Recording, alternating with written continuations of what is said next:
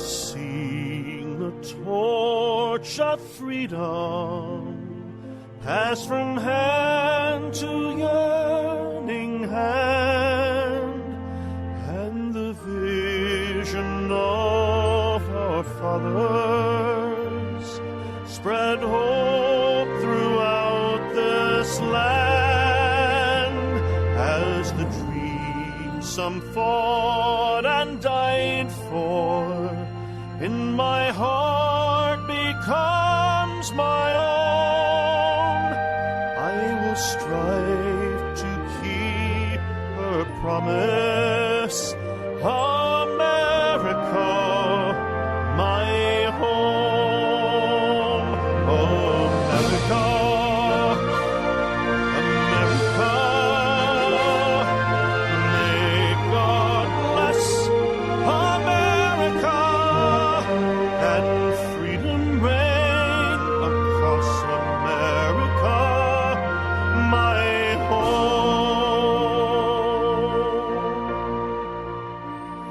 From the shorelines to the prairies, to the cities great and small, we have reaped the fruits of justice and liberty for all. So with deep appreciation for the blessings of freedom that we know in this great and wonderful country of ours, I'm Dr. George Simon, welcoming you to another edition of Character Matters. This is a program where we talk about what I consider to be the defining issue of our time, the character crisis that we face, and that has affected so many areas of our daily lives, and is going to certainly play a big role in the coming days of our next administration as we move forward with a new agenda for our country. I am sorry that I could not be with you live in the first program after the election. I was at a conference in Albuquerque with some like-minded folks active in social justice and peace, and I really was not able to do the program live and be networking and doing all the things that we were doing at the same time.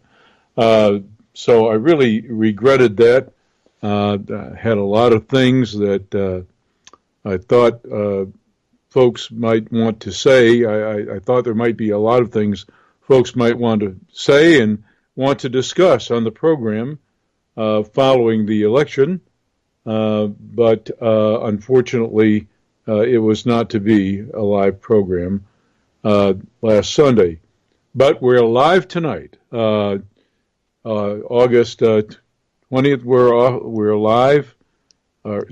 August. Listen to me. It's November. I'm way behind time.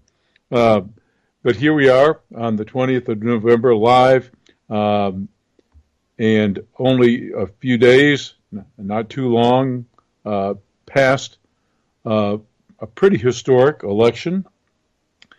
And I know there are a lot of folks who have some apprehensions about where we may be going and what may have happened and why.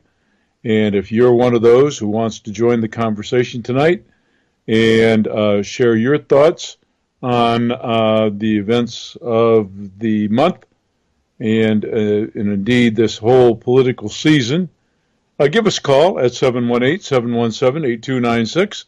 That's 718-717-8296. I'll be happy to take your call. We have a lot to discuss.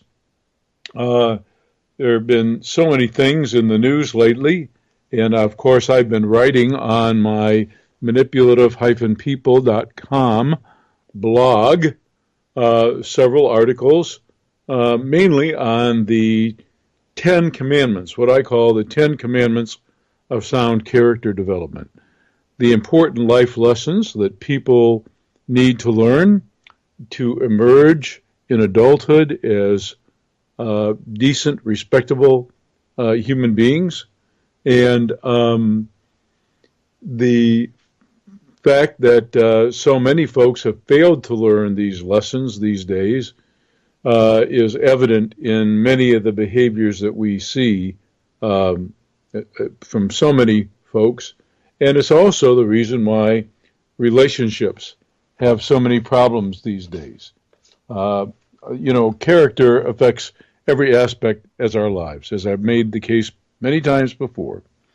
And I write about this in all my writings, in my books, in my blog articles, both on my own personal blog at manipulative-people.com and also on the Psychology, Philosophy, and Real Life blog at www.counselingresource.com. That's counseling resource with two L's, .com. And in my books, In Sheep's Clothing, Understanding and Dealing with Manipulative People, and Character Disturbance, the Phenomenon of Our Age. And How Did We End Up Here?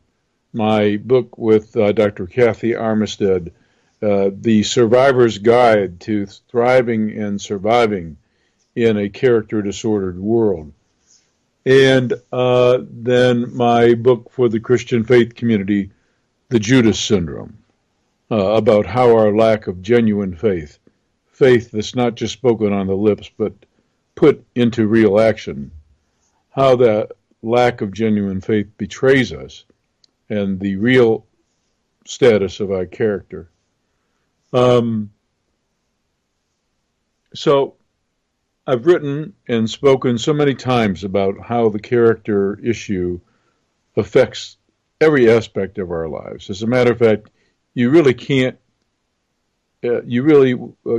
think of a problem that when you come down to it, whether it be a social ill, an economic issue, when it comes right down to it, when you get to the heart of matters, you're always going to find character issues at the root.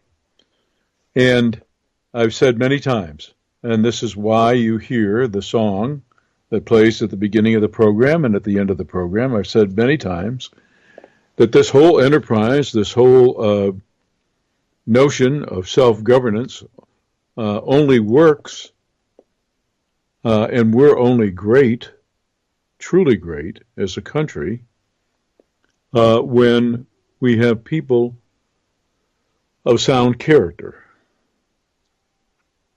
That's what makes any country great. When we're great individually, we form great relationships. And when we form great relationships, we build healthy families. And when we build healthy, strong families, we build healthy, strong communities. And when we build healthy, strong communities, we forge greatness in the country. It's just that simple, but it all starts with character. It all starts there. And, one of the things that I hold a great deal of hope about, I know there's a lot of apprehension out there. Since the election, there's been an awful lot of apprehension. A lot of folks I talk to on both sides of the political spectrum verbalize an awful lot of anxiety and concern and worry for where the country's going to go and how it's going to get there. But I remain optimistic because, unfortunately, through human history, you will see that the pendulum necessarily has to swing. It's just the way we learn. Our brains are wired that way. We tend to think dualistically and dialectically. That's just the way our brains are wired. There was some intention there. And we seem to have to learn the hard way, and we don't learn very readily. But we're still evolving. We are an evolving species, and we're an evolving culture. And we've got a long way to go, to be sure. But we've also come a long way. but we're dealing with some tendencies in ourselves that are still with us and that need honest, close examination. And one of the hopeful feelings I have about this whole national nightmare that we've been through and all the trials and tribulations that we're likely to face is that the importance of character is going to become ever more clear to us. And not only that, not only is the importance of character going to become ever more clear, but it's going to become ever more clear to us just exactly what aspects of sound character we need to be looking for in ourselves and in our leaders. You know, Lord Darfur Acton purportedly said that power tends to corrupt, and absolute power corrupts absolutely. But I make this point in my workshops every place I go. I make the point that he had it wrong and Lincoln had it right. Where Darfur Acton said that power tends to corrupt and absolute power corrupts absolutely, he was pointing the finger at power, power being the culprit. And it's what corrupts a person's character. Whereas Lincoln, who I believe had it right, said that if you want to test a person's character, give them power and watch what they do with it. Watch how they handle it. That will tell you who they are in character and how solid their character formation has been. You see, if absolute power corrupted absolutely, then no infant child on the planet would have a chance of survival, because the power that we have over them, the power that a parent has over that child, is absolute. Some kids don't have much of a chance. And that's because, unfortunately, those that gave birth to them haven't handled the power, haven't approached the power that they have with an equal sense of responsibility. And that's tragic. But fortunately for most totally helpless, totally vulnerable infants, their parents come to this extraordinary responsibility and awesome power, literally the power of life and death. They come to that awesome power with an equally awesome sense of awe and responsibility, trepidation, because they bring to the equation some empathy, some care and concern for that vulnerable creature's welfare. They step outside themselves. It's all about that precious, innocent, fragile human life. And if we were to hold that regard, if we were to hold that regard for each other and never lose it, none of the mess that we have socially would endure.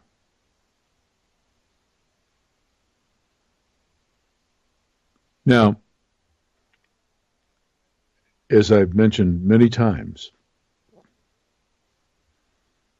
there comes a point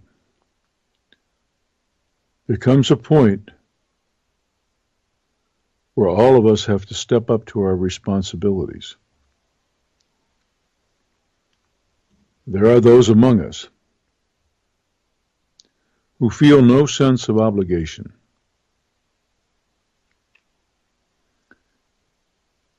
A great thinker, pioneer in the field of the distorted thinking patterns of individuals with disturbed character, said that there are too many among us who unfortunately believe sincerely, hold the conviction that they are owed everything, and that they owe nothing back, that the world owes them, and that they owe the world nothing. And so they're chronically whining and complaining to themselves and to others about what they haven't gotten, what they've been shortchanged about. And they've felt no obligation to give, to produce, to sacrifice, to endure, to develop themselves and make of themselves a person who can give something back.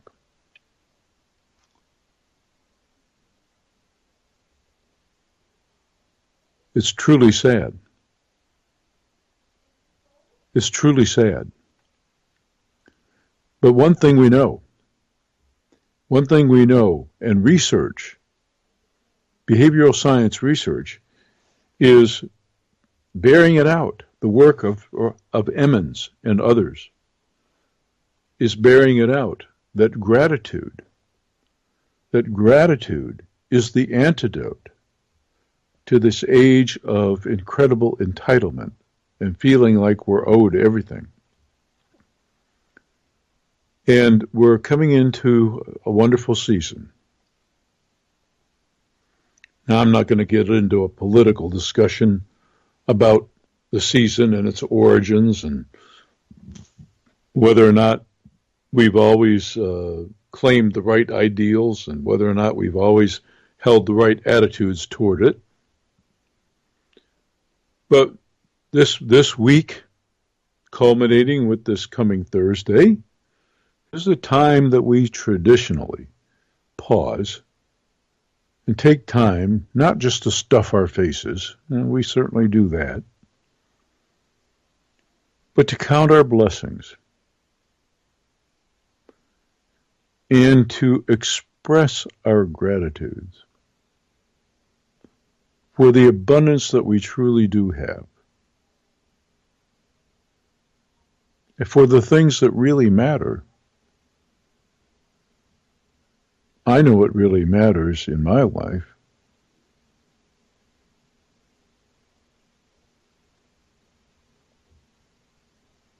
And most of us do also.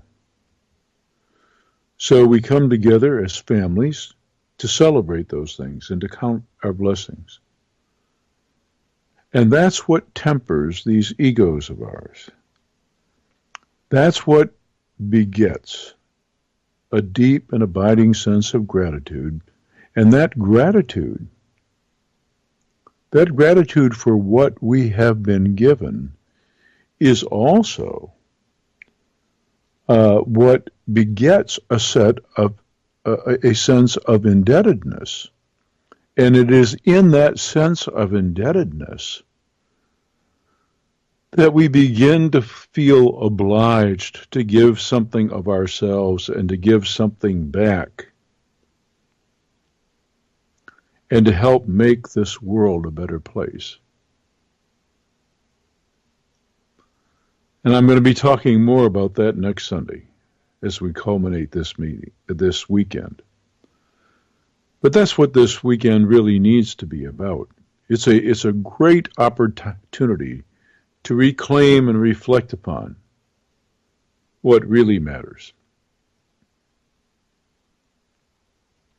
And what really matters, as you know, in my book, more than anything, is character. And I can't think of anything more crucial in my own character formation and in the character formation of so many of the individuals that I've worked with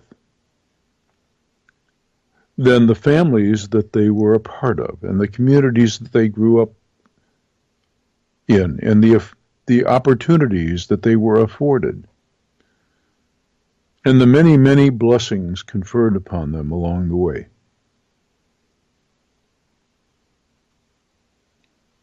This is still a land of great opportunity. But as I mentioned in one of the articles that I wrote on the counseling resource website, on the psychology, philosophy, and real life blog at counselingresource.com, that gratitude is a matter of attitude. We have to recognize the tremendous opportunities that there are for our growth, for our safety, for our health, for our overall well-being. We have to recognize those opportunities, to treasure them, to take advantage of them in a pro-social way, and to make of ourselves all that we can be so that we have the right stuff, as it were, to give back and to help make this a better world. Now, we definitely have the chance to do that, even post-election. There's a lot of division in this country right now, a lot of division.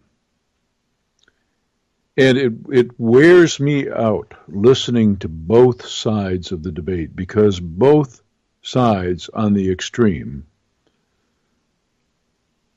are so tunnel visioned and so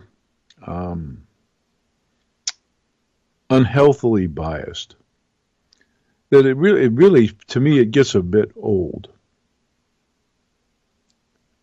Each side has a point, but because in their pride, each side doesn't want to concede points, each would rather just be right than to be well. They stick to their guns and they don't listen to one another. And so we become a really fractured, really contentious, really divisive, very divided nation. And the only truth is that less than half of us voted for either one of the, well, I'll use the term, either one of the schmucks that ran for president. I don't really have a lot of high regard. This was perhaps the most depressing political contest that I can remember in my adult lifetime.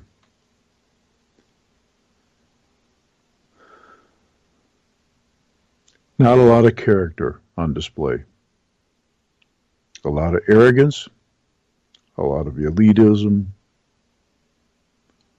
a lot of pomposity, a lot of feigned empathy and concern at times with some, and then clearly a total lack of empathy, care, and concern at times. Perhaps that's one of the things that really unnerves me the most, that I've witnessed in so many of our political debates recently, in so many of our political contests. And that is this feigning of caring. this feigning of caring.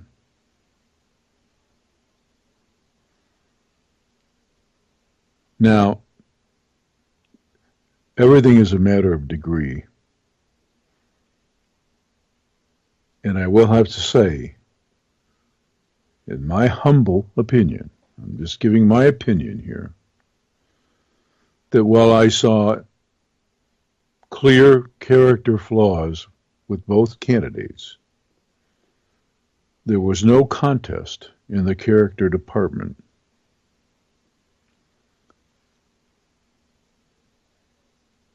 About which candidate was more crude or lacking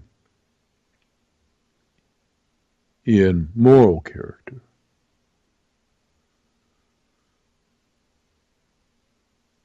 But interestingly enough, both candidates suffer from the same psychological dysfunction. It's just that it's a matter of degree. That's one of the points that I make in all the workshops that I do, and it's the point that I make in my books, Character Disturbance, and How Did We End Up Here? And also in the Judas Syndrome and in sheep's clothing also. But I make the point that character disturbance exists along a spectrum of both quality and degree. And these days it's pretty hard to even consider something a disorder, especially narcissistic personality disorder. You know, we get the term, as I've mentioned before, we get the term narcissism from the mythical tale, the ancient Greek tale of Narcissus, the hunter, who falls in love with his own reflection. He sees his reflection in a pool of water, in a clear pool, and falls in love. We know that part of the story. But Narcissus has also been pursued throughout the story by a nymph.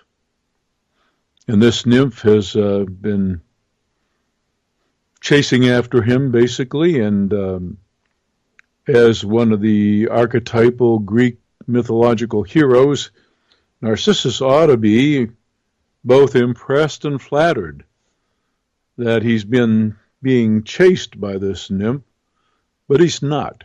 He's totally unfazed. He's not impressed because, after all, he has all that he really needs in himself.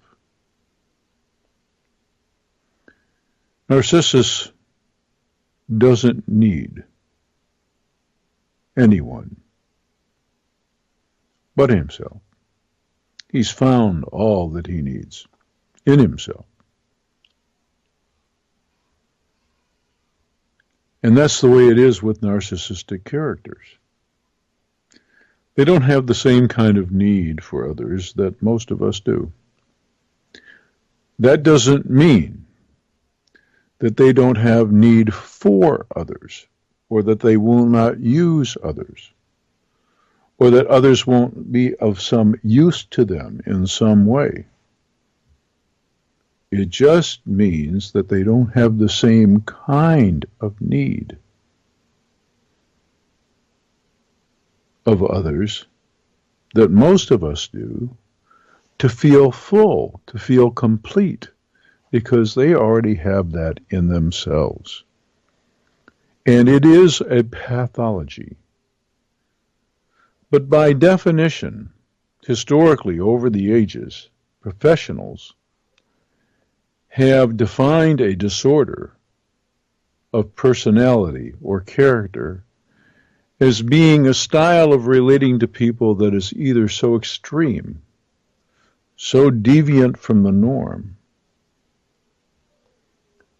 or so inflexible that it causes great distress to the person or to others and impairs the person's ability to function.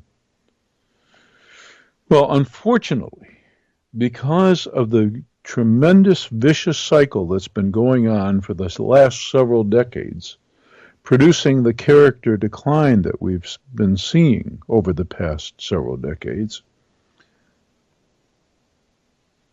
These narcissistic personality styles are not all that dysfunctional. They pay off, in other words. You know, you say what you will, but both of these individuals who are running for our highest office in the land made millions. One claims to have made billions. He might be overly boasting there. We don't know for sure yet. A lot of folks think he is, but nonetheless,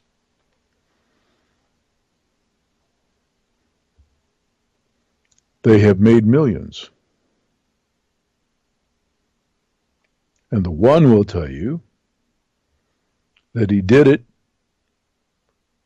out of the sheer acuity of his brain, his superior brain, his smartness and his shrewdness, and his ability to get things done, his capacity for vision and his acumen as a decision maker. His critics will say that it was all done basically with mirrors.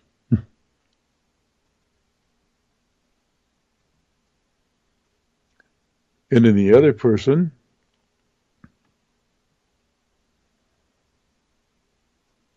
I'm not sure that there even is a claim. The reality is that somehow, doing all kinds of good everywhere for everybody else, they got pretty darned rich.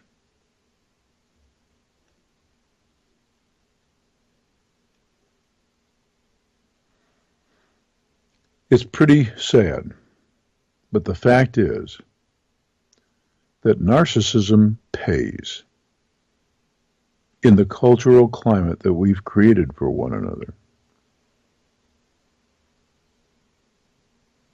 And that's why we can expect it to be around for a while yet. The costs haven't gotten quite high enough. You know, within the addiction world, alcoholics have long known, those who subscribe to the 12-step model promoted by AA, they have long known and professed that nothing really happens until that person hits a proverbial bottom in life. Until they become sick and tired of being sick and tired, until it's almost impossible to deny any longer the shipwreck that they have made of their lives and the reasons for that. And it's only when they throw in the towel and realize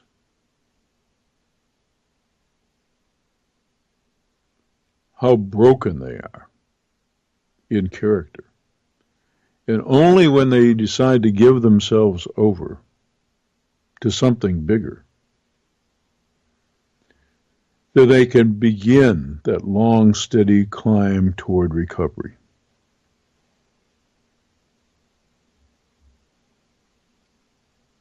I'm afraid that's what's going to be happening with us.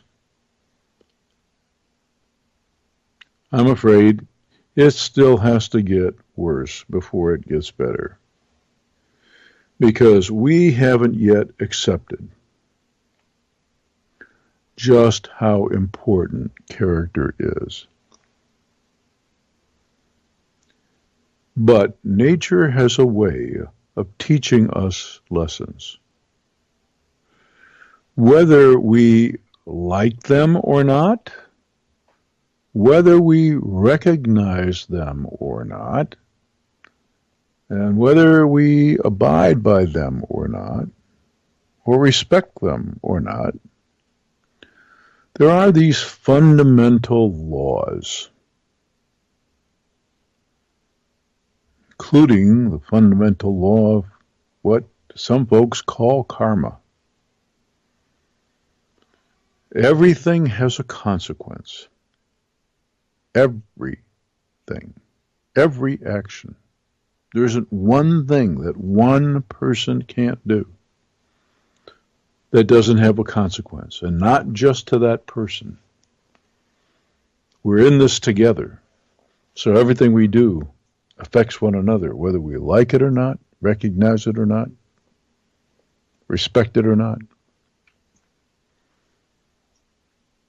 And we will pay some prices. And my prayer is that in the paying of those prices, and in the experience of the pain that we're inevitably going to have to go through, that we will have the humility to learn. Because that's what it takes. There's only two things that can happen when things go south as a result of your bad behavior. You can either deny that what you've done has caused a shipwreck, and people are prone to do that. You can dig in your heels in that denial and be determined to keep on doing things the very same way. It's the very definition, as some people would say, of insanity. Or you can honestly and humbly reckon with the error of your ways and humbly acknowledge the need to change them.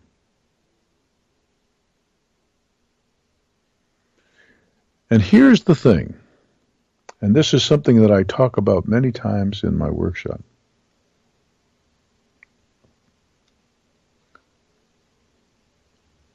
To change them, to change those ways, takes work. Work that is only born out of a certain kind of willingness. And that is the willingness to care enough and to love enough this precious life that we have all been afforded, that we're willing to do the work. The labor we're called to is truly a labor of love. So I'm spending my last years on the planet. I know that I'm in my last years on the planet. I'm blessed to have as many as I have. Carrying a certain message about the importance of character. Carrying it wherever I can. To whomever I can. Talking to you once a week. Talking to like-minded others and not so like-minded others. Trying to do what I know how to do to make a difference. And that's because I love this life. And I also love this place. It's been good to me. Been given me many things. And I'm just trying to give something back.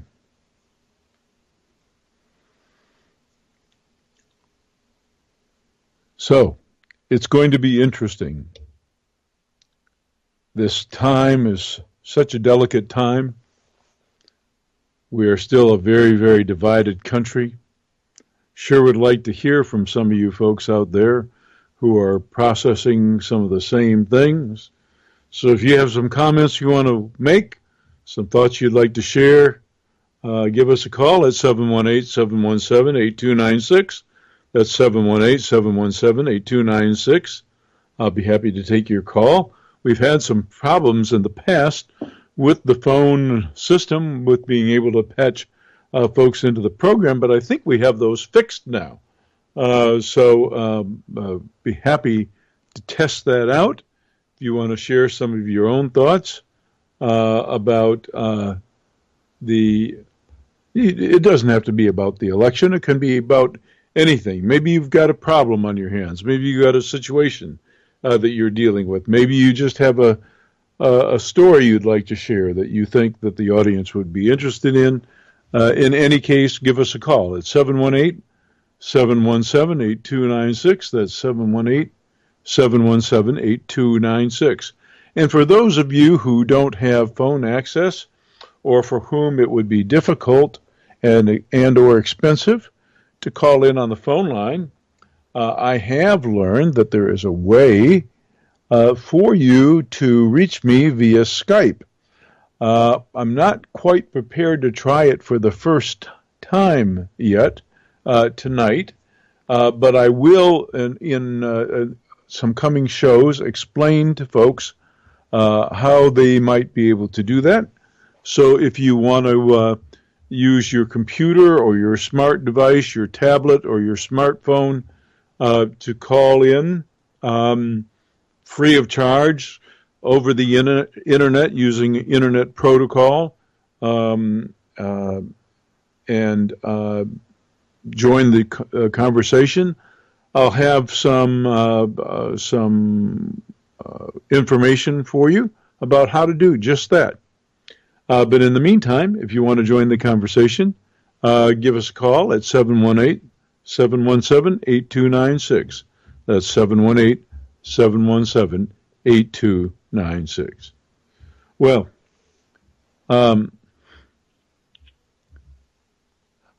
one of the things that has been in the news lately has been this incident that occurred when the Vice President-elect, Michael Pence, went to see the Broadway show Hamilton. And,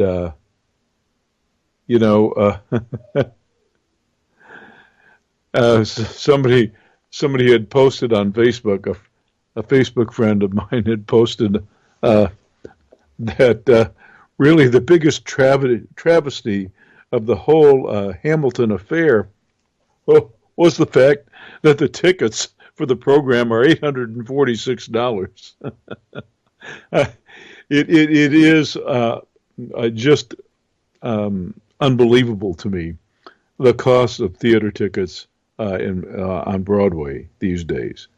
And, it's really interesting because I have seen many first-class productions of some of these plays. At community repertory theaters, we have some very talented folks out there. And I feel so fortunate to be able to pay, $30, $35 a ticket and get a first class program presented.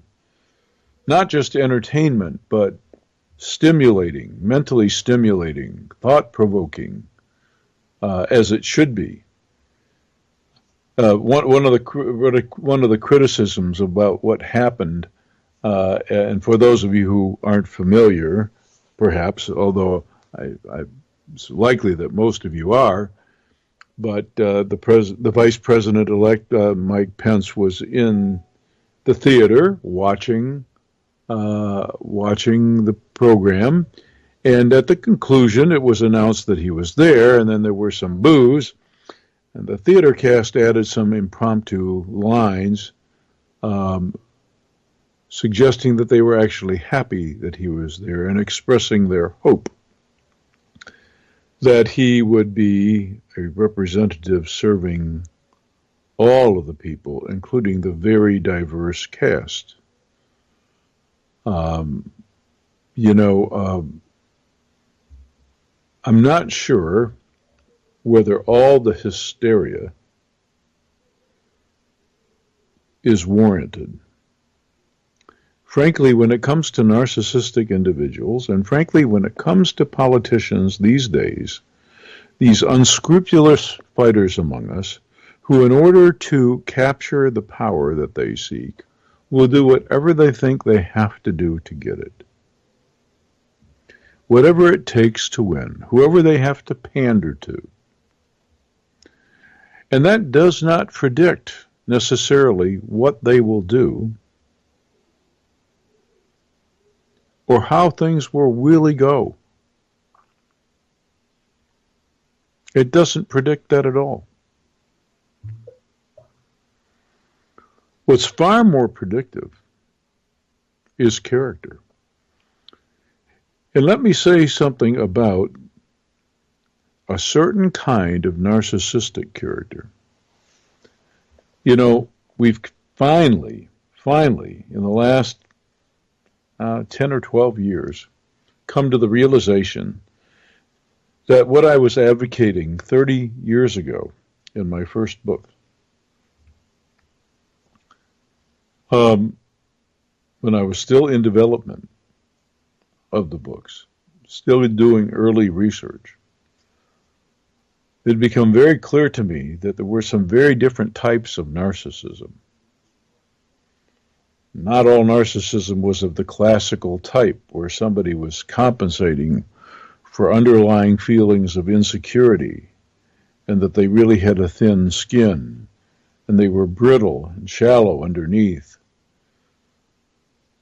and put forth this pomposity as a cover, basically, for feelings of insecurity.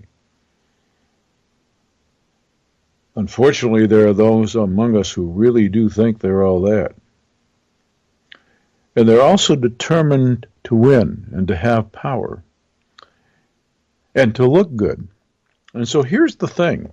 Here is how a pathology that we once thought could rightfully be classified as a disorder actually becomes perversely adaptive in some way. With the personality who is determined to eventually be successful and to look good and to achieve greater and greater power,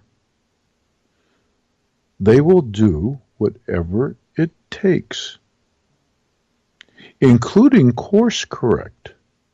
Now, that doesn't mean that they will acknowledge to everyone in a humble way that they made a mistake. That's not what they do. But because they're determined to end up on top, and because they're determined to have adulation heaped upon them, because they're determined to be regarded as great, because they want to be seen as empire builders, they will do whatever they have to do. So you never really know. You never really know what's going to happen. As a matter of fact, many times they don't either. They're such blowhards, spouting off, they're going to do this and they're going to do that. Because they just know they can, and they have no idea what they're talking about or how they're going to get there. It's really interesting. It's really an interesting phenomenon. And they'll say whatever they have to whoever they have to, pandering to whoever they have to gain the power. And then once they have it, who knows what they'll do. You can't trust what they'll do, but you don't know what they'll do. So what's incumbent upon us is that we be very mindful and very watchful. We have to pay very, very close attention. After all, the responsibility is really not theirs at all. It's ours. We elect representatives in our form of government. We don't elect bosses. We elect representatives. And we ultimately have the responsibility to monitor how well they serve and whether or not they deserve to continue to serve. That's our job.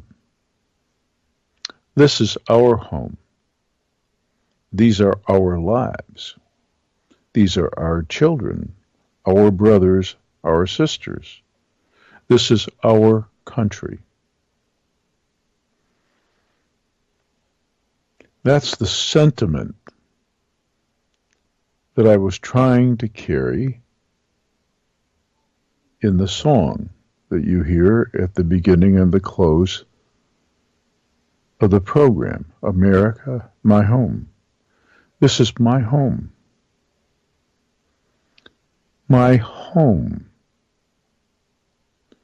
It's where my family resides, not just my own nuclear family.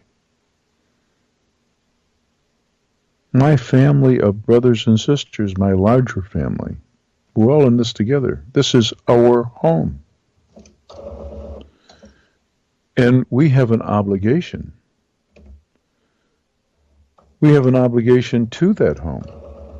We have an obligation to honor and respect and preserve and live out our very best ideals, and to live up to the creeds that we profess. That's our obligation. This is our home. And it is not only our obligation, but it should be our great joy. It should be our great joy to give back what so many have paid the price for to allow us to enjoy. We wouldn't be here. We wouldn't have what we have today were it not for the sacrifices of many. At the conference I was at this past weekend, not this immediate weekend, but last weekend, I heard from some Native American speakers who were talking about the great traditions handed down from generation to generation to venerate the gifts left by ancestors. And we have many gifts left by our ancestors. The folks who sweat and toil and who sacrifice gave us a lot of what we enjoy today in the way of opportunity. We owe a debt. And so it's our obligation to respect what we've been given and to cherish what we've been given and to cherish the ideals that we have so long professed and to live them out and to make of this place what it's always been capable of being, a truly great place. How will we make it great? We will make it great by humbly reckoning with ourselves and doing our best to ensure that our own individual character is strong. Because when our own individual character is strong, then we will make wise choices in our relationships, and our relationships will be strong. And when our relationships are strong, our families will be healthy and strong. And when our families are healthy and strong, our communities will be healthy and strong. And when all of our communities are healthy and strong, our country will be healthy and strong and great. It's that simple. But it starts at the individual level. It starts, as that old spiritual says, with that man in the mirror.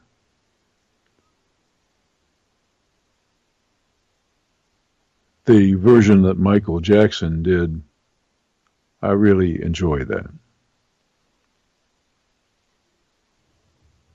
That's where it has to start.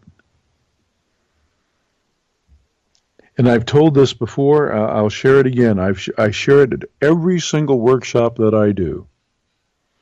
I talk about the countless thousands of individuals that I have dealt with over my professional career who have had serious disturbances of personality and character. And to a person, not one of the ones who turn their lives around. And there have been many. I've known hundreds, if not thousands, who've truly turned their lives completely around and became individuals of an admirable character, whose lives were once a complete shipwreck, and who saw the light and got to work in making of themselves a better person. And to a person, it started with that look in the mirror. It wasn't about guilt. It wasn't about whipping themselves for all of the bad choices that they made. It was about reckoning with themselves about the kind of person that they wanted to be, how they wanted to see themselves, what kind of an image they could really live with. And so when they took that look in the mirror and they no longer liked what they saw, they had that humbling recognition of what it might take in the way of ardent work, of self-reshaping to be better. And when they embraced that task, when they gave themselves over to it, when they stepped out of themselves long enough, sincerely enough, to put something bigger ahead of it, then they started on that pathway of making themselves a better person for the greater good. I've witnessed so many of those stories. And I'm so happy for and proud of those individuals who took that all-important first step and those subsequent steps that it takes to get a really character, purpose-driven life together. So as we approach this coming holiday, where we are called to count our blessings, to think and reflect upon all of those things that we have had the great fortune to enjoy, all the wonderful opportunities we have, and all those that have gone before us, all those who made these things possible through the sacrifices that they were willing to make. Perhaps we will feel indebted, and perhaps in that indebtedness we will feel obliged to make of this place what it can be again. And with that, I'm Dr. George Simon, thanking you for tuning in, and I'll see you again next week on another edition of Character Matters. Take care and have a happy and wonderful Thanksgiving holiday.